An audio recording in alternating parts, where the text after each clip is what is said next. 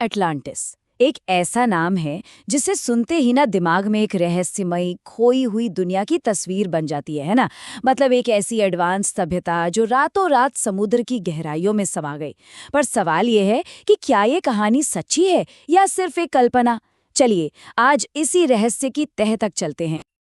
और यही तो सबसे बड़ा सवाल है। सोचिए, अगर अटलांटिस सच में इतना बड़ा और ताकतवर साम्राज्य था तो उसके निशान आज कहाँ हैं?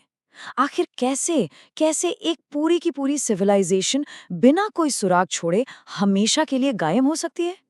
ये एक ऐसी पहेली है जिसने सदियों से बड़े बड़े खोजकर्ताओं को उलझा रखा है।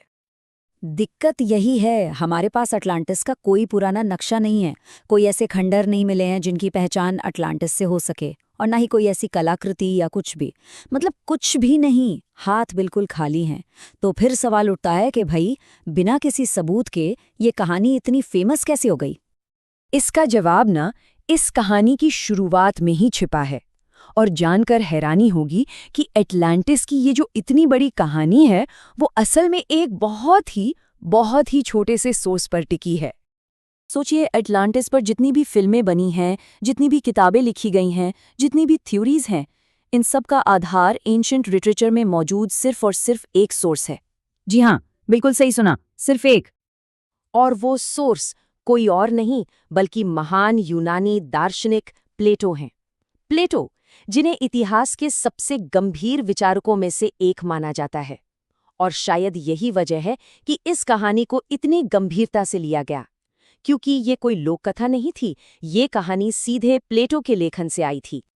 यहाँ एक बहुत ही इंटरेस्टिंग बात है। प्लेटो ने अटलांटिस के बारे में लिखा था करीब 360 ईसा पूर्व में, लेकिन उन्होंने दावा किया कि ये शहर उनके समय से भी 9000 साल पहले मौजूद था। 9000 साल? ये इतना लंबा टाइम गैप है कि इसके लिए कोई भी लिखित या पुरातात्विक सबूत मिलना, आप सोच सकते हैं, लगभग नामुमकिन है। तो प्लेटो के हिसाब से एटलांटिस इंजीनियरिंग में माहिर एक बहुत ताकतवर द्वीप सभ्यता थी। लेकिन फिर सिर्फ एक दिन और एक रात के अंदर भयानक भूकंप और बाढ़ ने उसे हमेशा हमेशा के लिए समंदर में डुबो दिया। और सबसे बड़ी बात क्या है जानते? प्लेटो ने इसे एक सच्ची ऐतिहासिक घटना बताया था, कोई मनगढ़ंत कहानी नहीं। तो सवाल ये उठता है कि क्या प्लेटो की कहानी के आधार पर कोई ठोस सबूत ढूंढा जा सकता है? चलिए देखते हैं कि आधुनिक खोज में अब तक क्या हाथ लगा है। अटलांटिस की खोज में जो सबसे मजबूत उम्मीदवार माना जाता है वो है ग्रीस का सेंटोरिनी द्वीप। इसे पुराने जमाने में थेरा के नाम से जाना जाता था। अब देखिए, थेरा और अटलांटिस में कई बातें मिलती जुलती हैं। ये भी एक उन्नत शहर था जो करीब 1600 ईसा पूर्व में एक बहुत बड़े ज्वालामुखी विस्फोट से अचानक खत्म हो गया। लेकिन कुछ बड़ी प्रॉब्लम्स भी हैं। एक तो ये प्लेटो के बताए समय से हजारों साल बाद की घटना है। दूसरा, इसकी लोकेशन भी अलग है, और ये कोई महाद्वीप जितना बड़ा साम्राज्य तो बिल्कुल नहीं था। तो हो सकता है प्लेटो ने इससे इंस्पिरेशन ली हो, पर ये असली अटलांटिस नहीं था। अच्छा, तो अगर थेरा नहीं तो फिर क्या? खोजकर्ताओं की नज़र स्पेन के तट के पास मिली कुछ समुद्री संरचनाओं पर भी पड़ी है।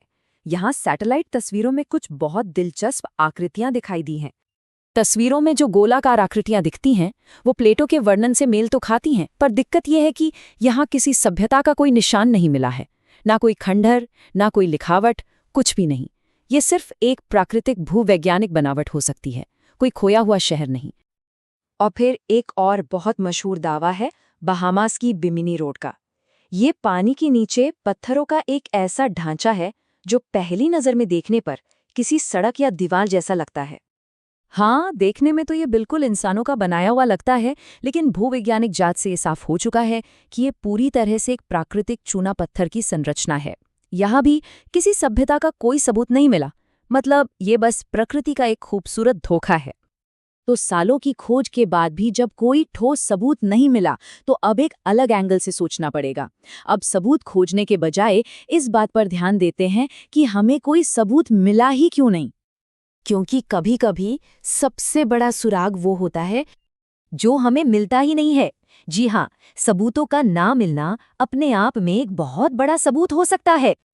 देखिए, एक सिंपल सा नियम है, कोई भी उन्नत सभ्यता हमेशा अपने पीछे निशान छोड़ती है। कचरा, औजार, हड्डियां, इमारतें, कुछ तो।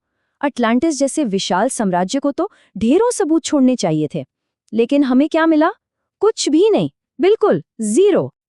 और ये हमें सबसे तार्किक संभावना की तरफ ले जाता है।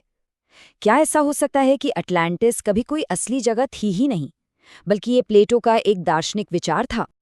जरा सोचिए, अटलांटिस की कहानी एक नैतिक कथा, एक रूपक की तरह लगती है, जिसका मकसद एक सबक सिखाना होता है। एक महान सभ्यता जो लालच और घमंड में डूबकर भ्रष्ट हो जाती है और आखिर में कुदरत के हाथों तबाह हो जाती है। ये कहानी इतिहास से ज्यादा प्लेटो के दर्शन से मेल खाती है ना? आज ज्यादातर विद्वान यही मानते हैं कि अटलांटिस एक राजनीतिक रूपक था। प्लेटो ने शायद अपने जमाने की असली घटनाओं, जैसे ज्वालामुखी फटने या बाढ़ आने से प्रेरणा लेकर शक्ति, भ्रष्टाचार और अहंकार के खतरों के बारे में चेतावनी देने के लिए ये कहानी गढ़ी थी। तो अगर ये सिर्फ एक कहानी थी, तो सवाल ये है कि आज भी हम इसे क्यों खोज रहे हैं? आखिर क्यों ये दार्शनिक कहानी एक ऐतिहासिक रहस्य बनकर हमें इतना आकर्षित करती है? शायद अटलांटिस का असली सबक किसी खोए हुए शहर को खोजना है ही नहीं, बल्कि कुछ और ही समझना है। ये कहानी हमें सिखाती है कि सभ्यताएं कितनी नाजुक हो सकती हैं और हमारी याददाश्त कितनी अविश्वसनीय। अटलांटिस शायद समंदर की गहराइयों में नहीं, बल्कि वहीं मौजूद है जहां वो हमेशा से था, इतिहास और कल्पना के बीच की उस धुंधली सी जगह में। एक ऐसी जगह जो हमें हमेशा और ज्यादा जानने के लिए प्रेरित करती है।